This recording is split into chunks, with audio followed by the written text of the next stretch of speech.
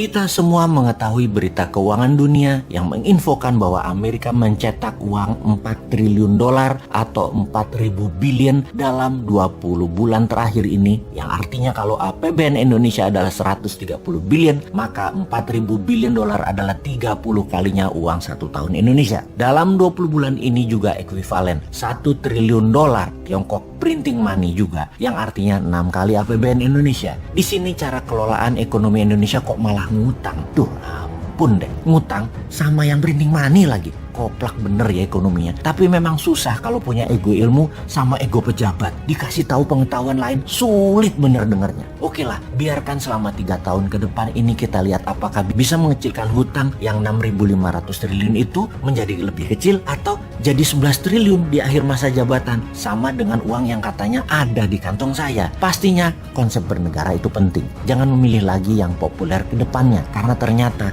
jangan-jangan menjalankan pemerintahnya, milih menterinya yang bisa kerja juga nggak bisa, yang akhirnya dia lagi yang ditunjuk untuk menyelesaikan proyek mercusuarnya. Coba lihat dengan seksama siapa yang bisa bertanding di tahun 2024. Semuanya dirinci. Bisakah membuat rupiah ke 10.000 terhadap dolar? Bisakah membangun tanpa pinjaman IMF dan pinjaman Tiongkok? Bisakah membuat Indonesia menjadi raja ASEAN di tahun 2035? Bisakah mensejajarkan Indonesia dengan Tiongkok dan Amerika di tahun 2045? Apa konsep ekonominya? Apa konsep pertahanan wilayahnya? Pasti nggak ada. Sebutkan 3 gubernur yang populer saat ini di survei terdepan. Mampu nggak dia? Coba tanya incumbent yang saat ini jadi menteri, yang beberapanya cukup genit untuk menari di tahun 2024. Sekarang ngapain aja mereka? Lalu di tahun 2024 nanti mereka ngapain? Rasanya sulit membuat Indonesia menjadi superpower kalau mereka-mereka ini yang menjabat. Ini pertanyaan dan pernyataan loh. Tapi mereka harus membuktikan dengan konsep-konsep mereka itu. Atau sisi lain,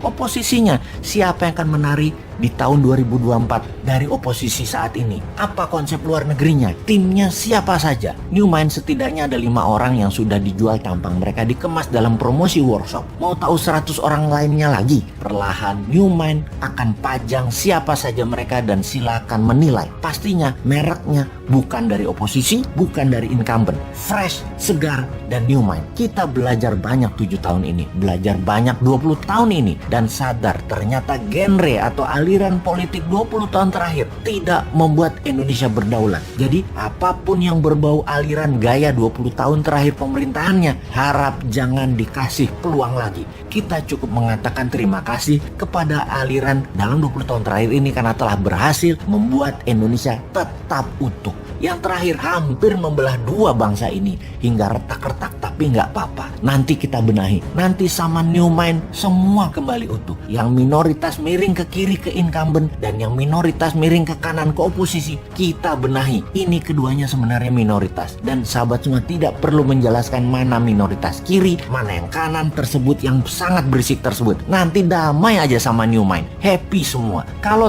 tax amnesty dijalankan sama incumbent, caranya aneh saat ini dan tidak akan membuat uang di luar balik. Mungkin karena pejabatnya orang pintar makan sekolahan semua, bukan orang dagang. Dan kalau prinsip dagang kan win-win. Negara untung dan pemilik dana juga untung.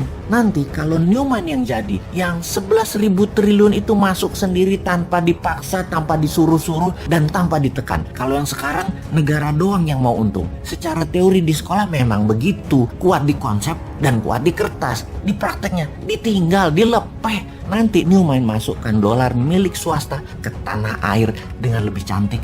Nggak galak, nggak pakai buzzer, nggak naikkan pajak, nggak ada framing dan kriminalisasi. Kita main cantik, semua happy. Mau tahu caranya? Nanti di 2024 kita praktekkan.